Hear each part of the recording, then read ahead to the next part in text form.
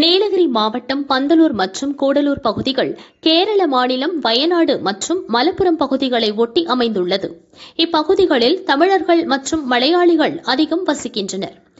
இங்குள்ள பள்ளிகளில் தமிழ் மற்றும் மலையாள மொழிகள் பயிற்று மொழியாக உள்ளது.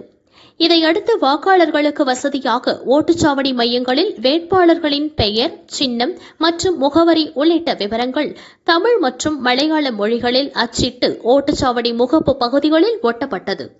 அதேபோல் சேரம்பாடி சுற்றுவட்டார யானைகள் நடமாட்டம் உள்ள பகுதிகளில் உள்ள ஓட்டுச்சாவடி மையங்களில் வனக்குழுவினர் பாதுகாப்பு பணியில் ஈடுபட்டு வருகின்றனர்.